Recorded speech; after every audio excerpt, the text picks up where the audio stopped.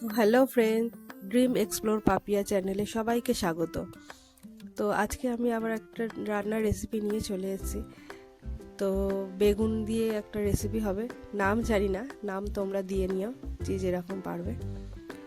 তো বেগুনগুলোকে লম্বা লম্বা লম্বা করে সরু সরু করে কেটে নিয়েছি বেগুনগুলোকে। তো দেখো, এই যে আমি দেখাচ্ছি আবার। তো এই বেগুনগুলোকে ভালো করে কেটে ধুয়ে রেখেছি, আর এদিকে পেঁয়াজ আর রসুন কুচিয়ে রেখেছি। তো বেগুনগুলোকে জল ঝরিয়ে রেখেছি, ঝরিয়ে তার মধ্যে একটু নুন আর একটু হলুদ, যেরকম ভাজাতে আর কি করে সেরকমই নুন হলুদ একটু মাখিয়ে রেখে দেবো। আর এই চ্যানেলে যদি কেউ নতুন হয়ে থাকো তো চ্যানেলটাকে প্লিজ সাবস্ক্রাইব করে পাশে থেকো। তো চলো, আমার এই যে মাখা হয়ে গেছে, আর এখানে একটু শুকনো লঙ্কা, কালো জিরে, তারপর গোটা গরম মশলা, দারচিনি আর কি, আর ধনে জিরে গুঁড়ো এগুলো রেখেছি। তো চলো ফটাফট এবার মেন জায়গায় যাওয়া যাক। তো এই যে এখানটায় এবার তেল গরম করতে দিয়েছি। তো তেল গরম হয়ে যাওয়ার পরে এবারে ফোড়ন দেওয়া হবে।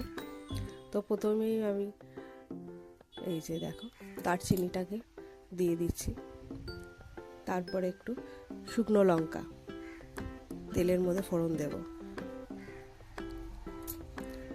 দিয়ে এটা যখন হালকা একটু ভাজা হবে মানে তেলের মধ্যে, তারপরে পেঁয়াজ আর ওই রসুন কুচিটাকে তেলের মধ্যে দিয়ে দেব। তারপর বেগুনটাকে দেব, একটু পেঁয়াজটাকে হালকা লাল লাল ভাজা হয়ে গেলে তারপর বেগুনটাকে এসে দিয়ে এবার একটু নাড়াচাড়া করব।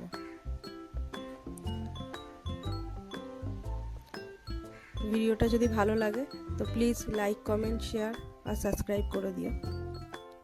তো দেওয়া হয়ে গেছে, এবার আমি একে একে মশলাগুলো দেবো। ধনে গুঁড়ো, জিরে গুঁড়ো সব অল্প করে করে আর কি দেবো।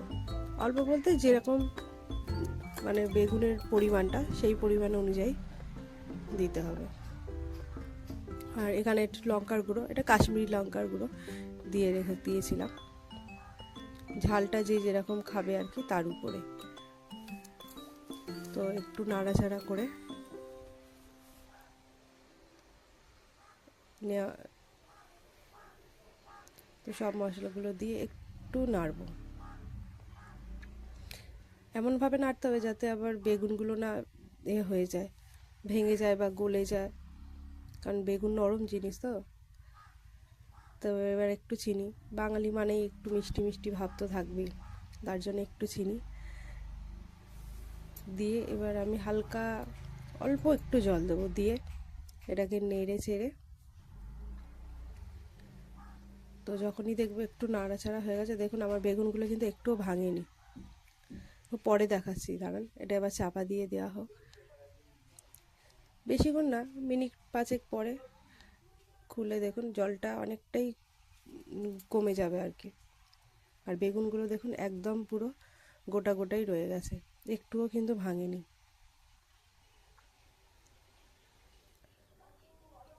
তো এই যে আমার রেসিপি রেডি। তো কাদের কাদের ভালো লাগলো আর একবার অবশ্যই ট্রাই করতে পারো।